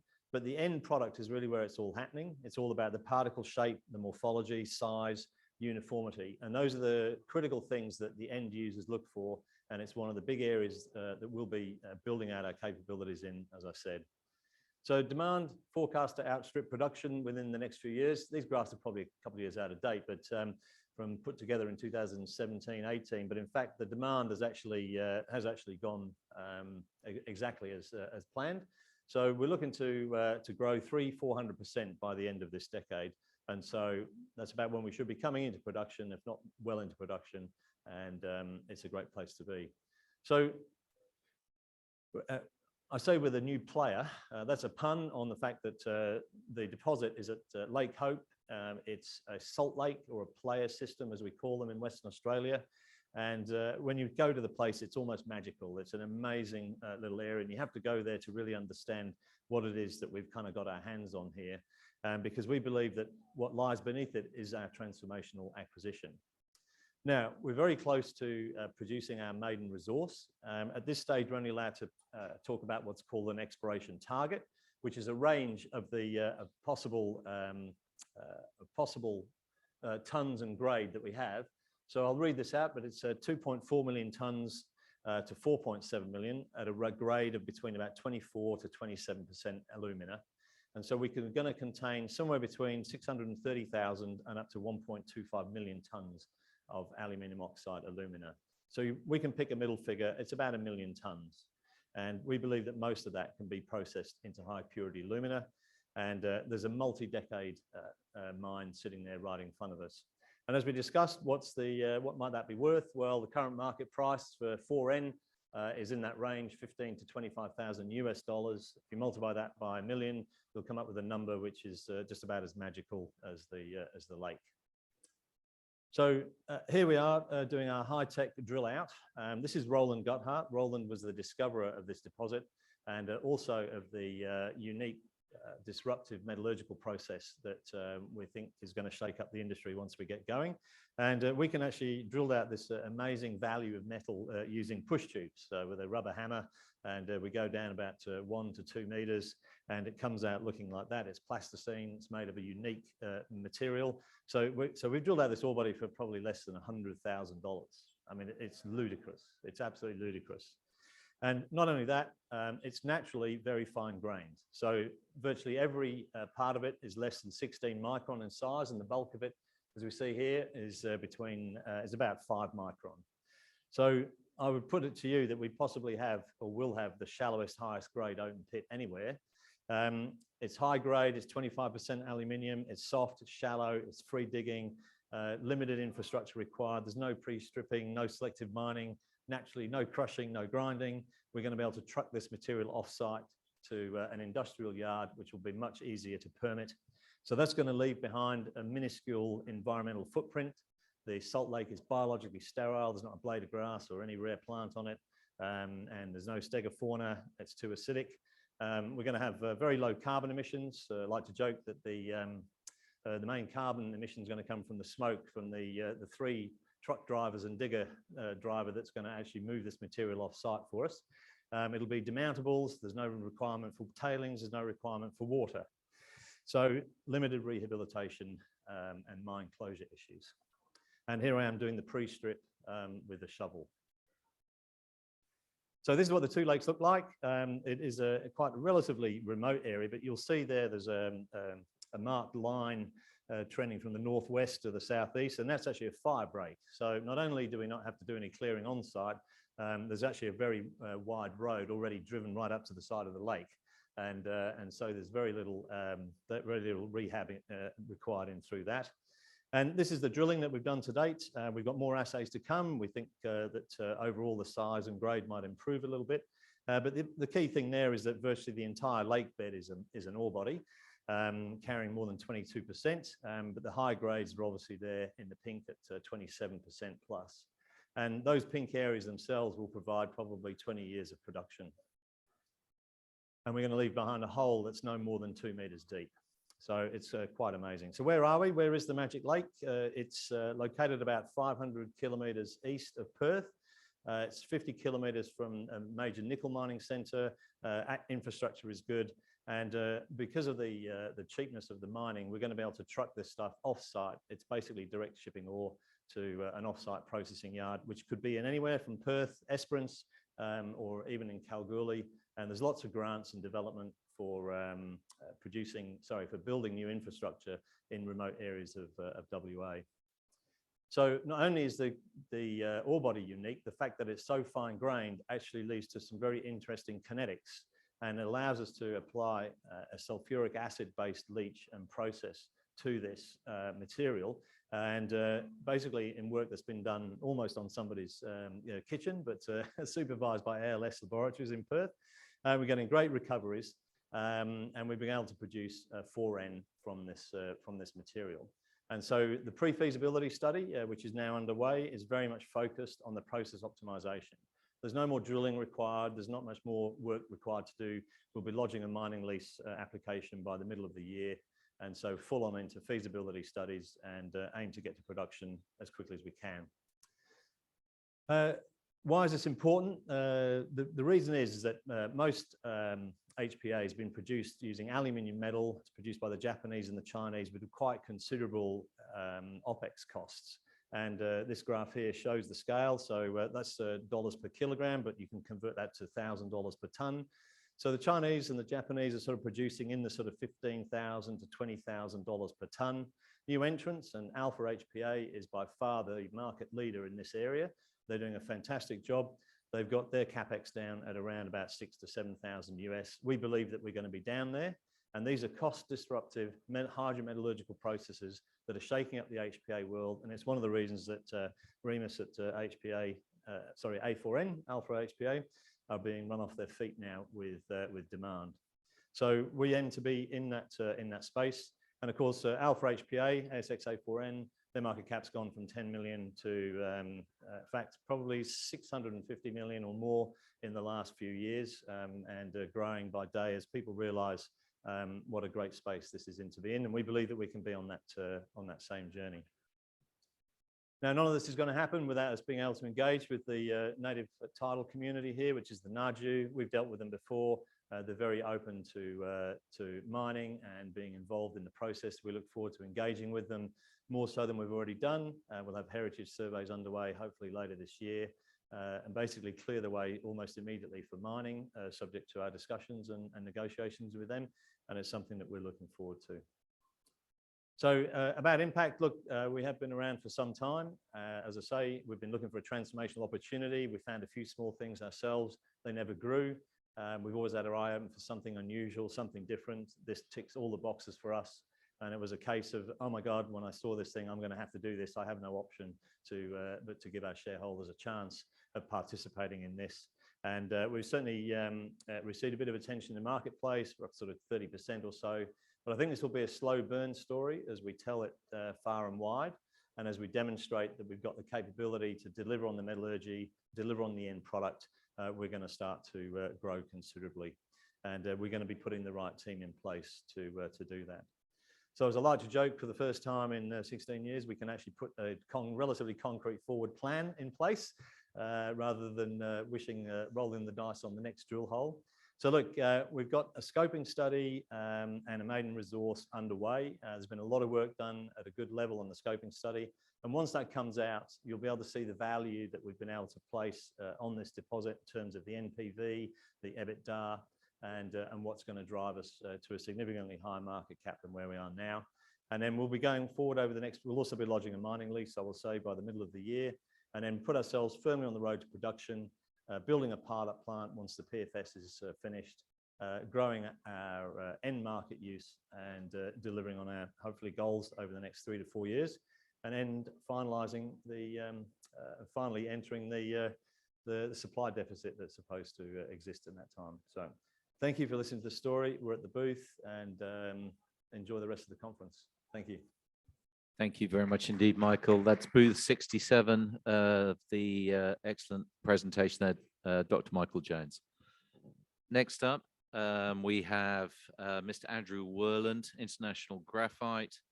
International Graphite is technology leader with its emerging battery and renewable energy hub at Collie, which is about 200 kilometers south of Perth.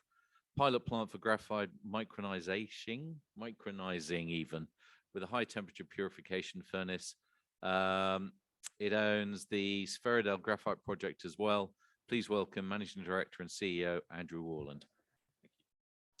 Thanks, everyone. Great to be here in Singapore. So thanks for everyone turning out in the audience and also online today.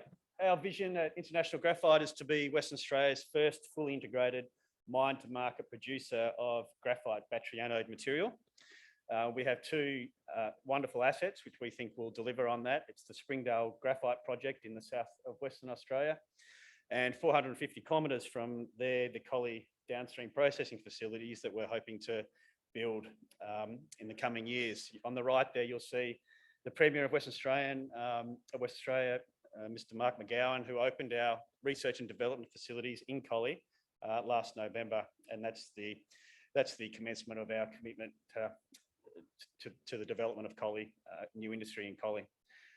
This Friday is the 12-month anniversary of our listing on the ASX.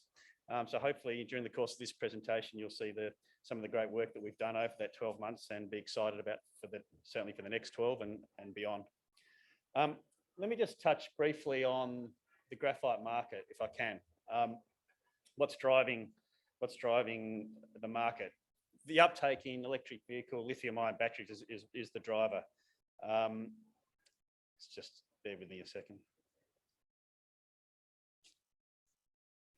Can I go backward? Can you just go backwards for me? Oh, the red button, got it. Sorry, I'll drive. Sorry about that. Done again. That's the one I want. Okay, what's driving the graphite opportunity? The decarbonisation is fueling extraordinary forecasting global demand for batteries and graphite. So graphite constitutes 95% of the raw material in the anode of a lithium-ion battery. It can have up to 10 times more graphite than lithium in a lithium-ion battery. Benchmark Intelligence are forecasting that some 97 new natural graphite mines are required by 2035 to meet the demand coming from the electric vehicle sector and lithium-ion batteries. So that's a 240% increase in the number of existing mines. Currently, just about every kilogram of battery anode material is processed through China. And so the world is seeking a sustainable and a diversification in supply sources for the gigafactories that are being built in Europe, North America, and into Asia. These are the statistics from the International Energy Association, and in particular around the stated policy scenarios and the pledges scenarios. We're looking at, in 2021, comparatives, we're looking at a 35% increase in electric vehicles and a 13 times increase over 10 years. And so that's where the graphite demand is really being fueled. That means we need another 56,000 tonnes of natural graphite brought to market on average over the next 10 to 15 years, which is 3 to 6 times the amount of supply that would currently exist. And that's the gap we see in the marketplace, or Benchmark Intelligence sees in the marketplace for the shortfall that demand is driving relative to what the current graphite industry can deliver. So just going back to International Graphite ourselves, as I said, 12-month anniversary of our listing. There we go. 165 million shares in issue. We've got a market cap just over $41 million, nearly $5 million in the bank at the end of December. 40% of the stock is owned or spoken for by the board of directors, and about 50% of the stock still in escrow until next April. The evolution of International Graphite, those two gentlemen in the centre of that image are really the technical brains behind International Graphite. Phil Hurst, who's the chairman, and Dave Pass, who's an executive director, metallurgists and process engineers, and have spent a good 10 to 15 years doing many of the feasibility studies for graphite developers in Africa and in Australia and in the Indian Ocean, Madagascar. They were attracted to the downstream industry because in their work for these feasibility stage companies, they saw the enormous gap in the marketplace for getting a fines product into the lithium-ion battery and how it was all going through China. And so they were one of the first movers to try and put together battery anode facilities ex-China, which is now what every graphite developer with a fine flake deposits are now trying to do. We acquired the Springdale Graphite project in 2022 and essentially bolted that deposit to our technical skills in downstream processing to put together International Graphite and list it last year. And sitting under Dave in particular is a significantly high caliber team of process engineers, metallurgists and implementation staff. And those are the core people that are putting together the significant amount of work that's ongoing with the company at this point in time. Just a bit of Graphite 101. So how does a battery anode material get produced?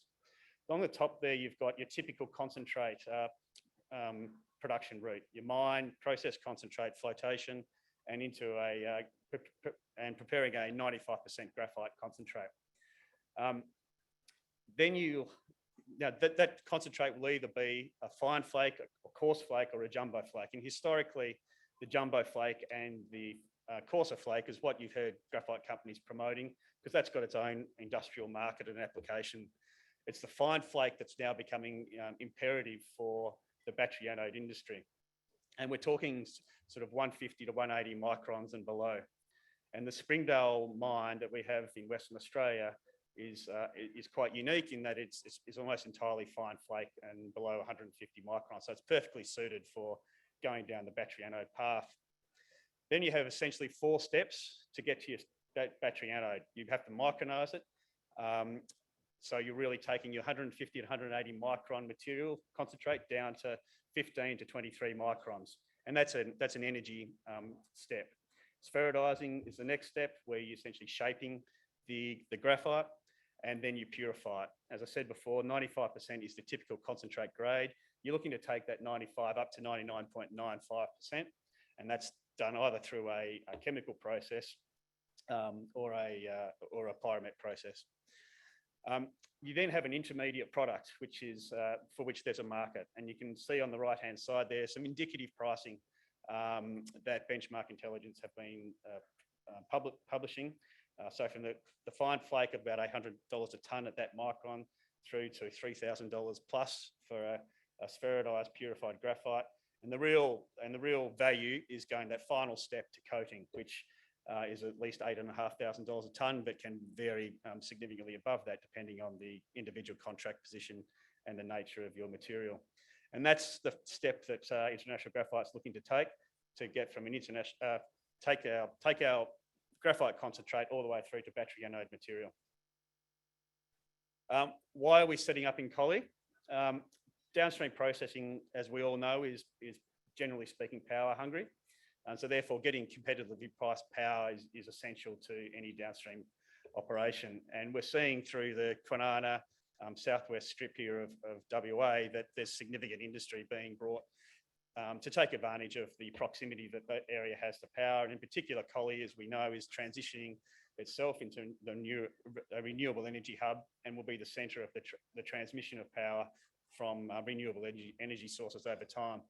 So it's an established centre, an existing workforce.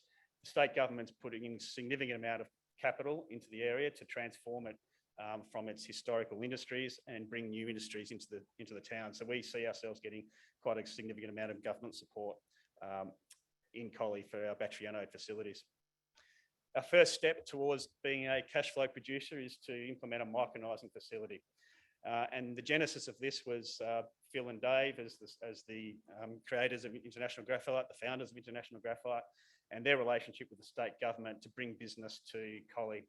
The state government agreed to invest $2 million into International Graphite to assist us building a micronizing capability, which we are on the path to doing now. So we'll have a 4,000 to 5,000 tonne plant being assembled in Collie in the second half of next year, with capital cost of $12.5 million. It'll be commissioned in Q3 of 2023. We've got a qualification plant that'll be used to test our processes and get product to market in Q3 of this year. And so we'll be an established graphite producer and sales company within 15 months of today, generating tidy little cash flow whilst we go on our journey down the battery anode path. Perhaps the most important thing, though, for a micronizing facility for us is it establishes a market presence for us and shows generates a cash flow during the period in which we are doing our technical feasibility studies on battery anode materials. One of the byproducts of your battery anode process is a micronized product. And so what we are essentially doing through this commercial facility is establishing a market for our products in the battery anode space. In Collie, we've established the research and development facilities, and we've built the micronizing and spheroidizing research and development capability and run those facilities, showing that we can produce a market quality product. Right now, we are completing a scoping study, which will be released in April, and that will demonstrate that we can take graphite concentrate and produce 20,000 tonnes of battery anode material plus another 18,000 tonnes of micronized material with a capacity of that facility of 40 to 50,000 tonnes of concentrate. We'll then launch a path for definitive feasibility study on that battery anode plant and look to complete that by June of 2024. So Springdale itself, why is this such an attractive project for us?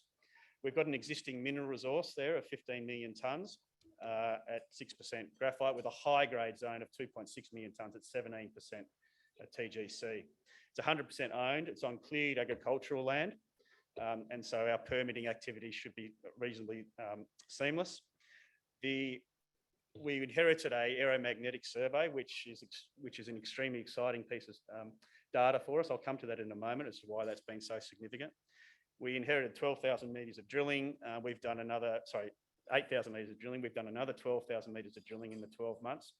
All of the mineralisation is shallow. It's in oxide and transitional rock.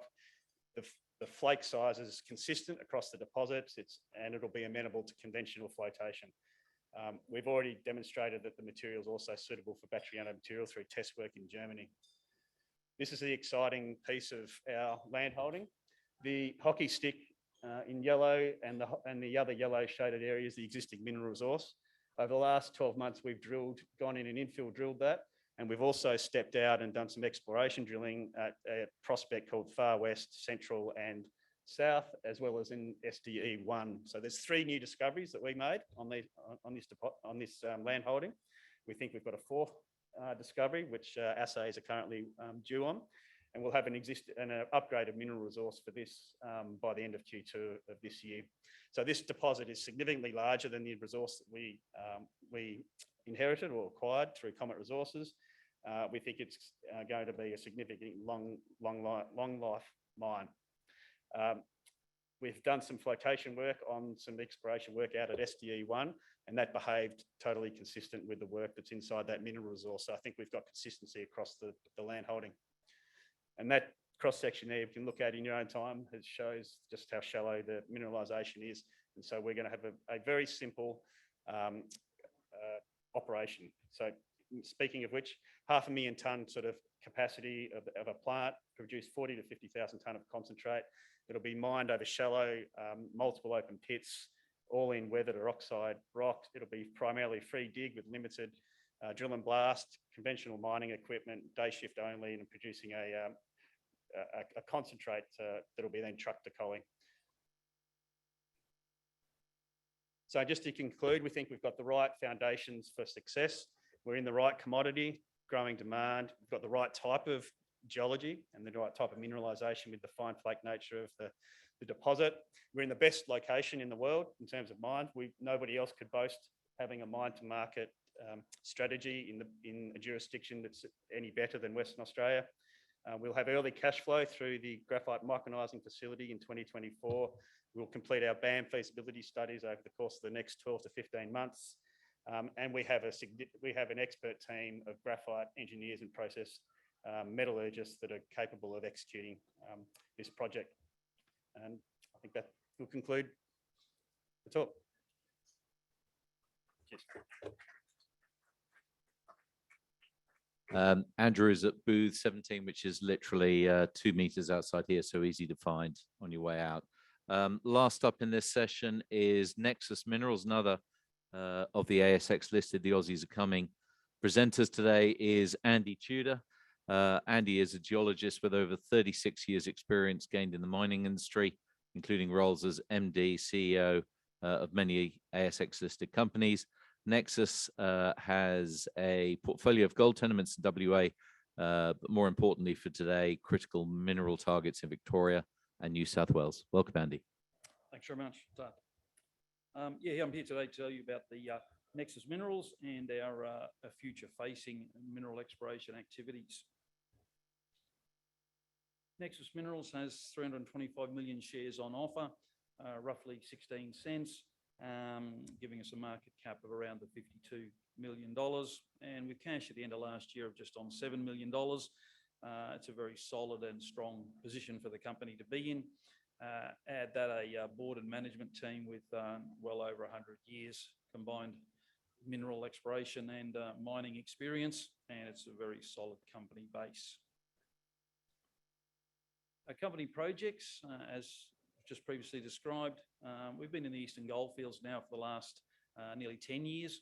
Had success over there in mineral exploration, gold exploration in that part of the world. And about 2 years ago, we moved over to Victoria and started looking for large porphyry copper gold deposits over there, and have recently added the critical mineral search of lithium, cesium, tantalum and tin. And you can see in the eastern states there, it's a very large package that we've just put together. So when we first moved to Victoria, it was on the basis of this Bethanga porphyry copper project, large exploration tenement for a start, located in premier Australian porphyry copper geological terrain, the same terrain as Cadia Ridgeway, North Parks, fantastic projects. And the mineralised belt continues all the way down through New South Wales and into Victoria. Victorian State Government and Geological Survey has been doing a lot of work in promoting and working its region, and how positive it is and how prospective it is for both porphyry copper and VHMS deposits. And the right rocks is something that's been the Nexus catch cry since I joined, and has always been that in my whole career. You need to start with the right rocks, get your technology right, get your details right, and then the success will follow. So Bethanga region was historically mined for copper and gold at the turn of the century, and there's been no modern exploration at all there. So you need to start with your exploration model. Typically, gold, copper porphyries display this magnetic potassic zone at the core of the system and contain minerals, like magnetite, biotite, and K-spar. The potassic zone is often surrounded by this non-metallic phyllic zone containing quartz and a lot of sericite and white micas. And that extends outward further again to propylitic, which contains predominantly chlorite, but also epidote and carbonate. And we then get a magnetic response where we have a magnetic high over the potassic zone and a low which surrounds it. And at a high level, what we've seen at the end of this porphyry fertility study is that we've had hydrothermal alteration of feldspars converting to white micas, which has provided us with our phyllic zone. Outside of that, we've seen amphiboles, pyroxenes, hydrothermally altered to chlorite. So that puts us in our propylitic zone. And we've got a mineral assemblage of antimony, bismuth and tellurium. So where we've got the eroded Bethanga topography there, that's sort of factually based, even though it's an exploration model at this point in time. The fertility has been positive right the way through. Normally we're looking for 10 to 12 different components of any fertility study, and you'd like to see them have the green tick. And certainly we've been fortunate with the whole Bethanga assessment study has provided us with positivity right the way through. Outcome being that it is highly prospective for hosting a porphyry copper system. Drill targets have been identified and we're diamond drill planning underway. Only as recently as last week, we've received permission from the local landowner who owns literally all of the ground within our multi-element zone, which is our area where we want to start drilling, to undertake as many and extensive drilling activities on his property. So that was sort of the last tick that we needed to get that access. Our rocks are all the right rocks. The geochemistry indicates the intrusive rocks are placed in the correct porphyry environment. And our soil geochemistry has returned commodity and trace element enrichments, as you'd expect to see in the upper levels of a porphyry copper system. And our elemental association, magmatic hydrothermal fluids originating from this fertile porphyry system. So very technical, I realise, and that's the sort of basis for what we're doing, but that is porphyry coppers. These need a lot of technical basis and exploration activities before you start drilling them. And then you need to have this solid base, which I think is what we're starting to build up and prove that we have. Our geophysics then, the porphyry target zone covers a decent area, 8 by 3 kilometres, with a high priority zone of 3 by 1.5. And this is what we're showing here, where we've got air mag and ground mag work. Has shown that we've got this magnetic high in the dark red, which could potentially be our potassic zone or the core of our system. And surrounding it, we've got the blue being the low, showing that it could represent the phyllic zone where we're seeing the white micro alteration. So as we've gone forward, each of these has continued to give us positive results, and give us encouragement to keep pressing on. This is where it gets from a scientific point of view and from a porphyry copper hunter point of view, of which I'm well and truly one of these. When we first started here, we've got this Bathanganesis rock type, which we know is about 480 million years old. So it's very distinct in its location, even though it's part of this ormeo-metamorphic complex. It's got a very distinct mineral assemblage, being this cordierite garnet, and it's the sillimanite K feldspar grade alteration. That's a mouthful. But what it really shows you, you've got very high temperature minerals, very high temperature grade of metamorphism. However, the Bathanganese itself was produced or was formed at a pressure of about 3.5 kbar and a depth of around 10 to 12 kilometres. Problem with that is that the Bathanganese mineralogy that I just spoke about can only form at a 7 kbar temp pressure and a depth of over 20 kilometres. So you've got a real mismatch in the mineralogy that we're seeing in the rocks versus how and where all the rocks were supposed to have formed. So to have such high temperature minerals at such shallow crustal levels, having this very high geothermal gradient, giving you that sillimanite K feldspar grade, you really need large amounts of mantle-derived magmas to have intruded into the shallow crustal parts. And that's the opportunity here, and that's the exploration model that we're seeing. We're looking for these I-type plutons, Silurian, 420 million years ago intrusions that have come up and pushed their way up into the country rocks, provided the alteration, the changing in the mineralogy, and brought the mineralization with them. So this will be tested as we move forward. So as we can see, it's a model, and it'll be tested with a drill program in the near future. So the porphyry copper project, fertility study positive, all the geophysics, the geochemistry all looks good. Very technical team that's involved in it, and it's going to hopefully yield us results. So diamond drill planning underway, and news to follow as we get that organised and get the rigs on the ground. A critical mineral search, and this is definitely a first mover advantage in the eastern part of Australia. We've been granted recently over 15,000 square kilometres of tenure in northeastern Victoria and New South Wales, and we're looking for this lithium, cesium, tantalum, tin and copper. The LCT pegmatites are typically associated with these highly fractionated S-type Silurian granites, which we were just talking about in and around Bathanga, and the Wagga-Ormeo zone in particular, which is host to emplacement of that era of intrusives. So we did a high-level study of the whole of Eastern Australia to determine, okay, where is the most likely and most prospective ground where we're going to see these LCT pegmatites. The Wagga-Ormeo zone came up as trumps, that looked the part. We know from some recent discoveries in the Wagga-Ormeo zone in Victoria that lithium-bearing pegmatites exist. And so we've extended that into New South Wales. And we're certainly surprised that when we actually went to peg the ground, that over 15,000 square Ks was available to us and had been unpegged. Regional scale, first mover advantage, largest pegging exercise in New South Wales history, and with the tenure perspective for our LCT pegmatites and tin. There's a core of tin mines you can see there in tenure that's not part of ours that we've just pegged. And that just shows you that the Silurian style of granite that we're looking for are the ones that we're seeing. So hence highly prospective. Review the open file geology, determined that this was the place to be. And typically these LCT pegmatites occur 3 to 6 kilometres from the contact of these intrusions. So that's quite important, as you can imagine, from our field investigation work that's going to follow. We need to know where the contacts are, then get on the ground with an XRF and hunt down these LCT pegmatites. This is the Victorian component, and we can see that the Dorchap range, which I've got highlighted, it's about an hour south of Albury-Wodonga in Victoria.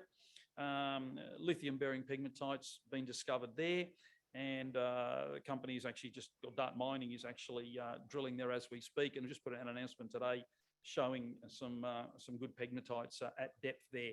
So by extension, we know that there's intrusive Silurian granites in the district, and hence that's going to be our exploration model.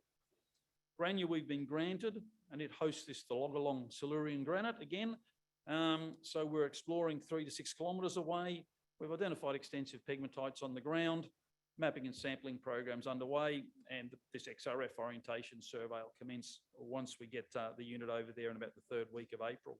So initially, it's a matter of getting on the ground, doing the geological work, whacking the rocks, starting orientation surveys, and then start doing these the XRF work and later in the month.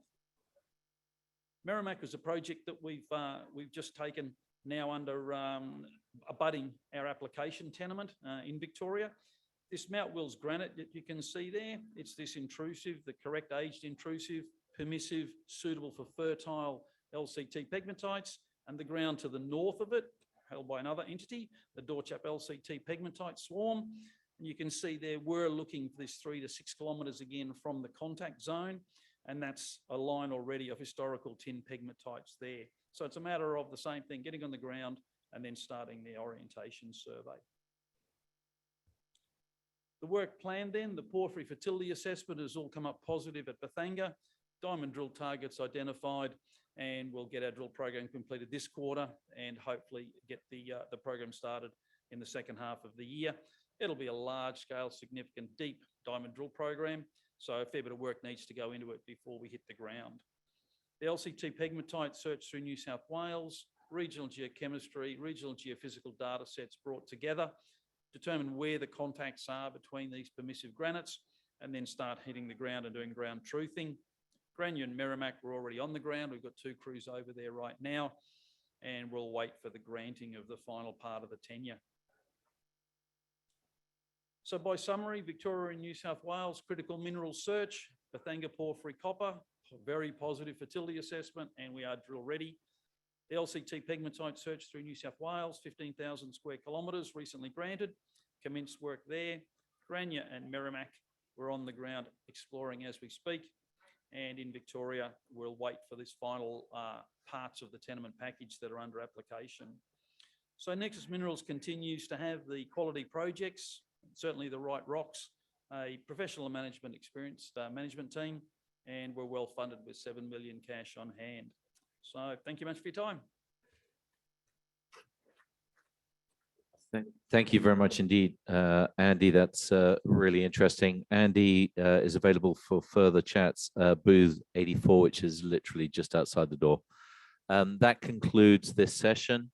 We'll be back after a short tea break at 3:30. So, oh, sorry, that's a lie, 3:50, 20 minutes time. Thank you.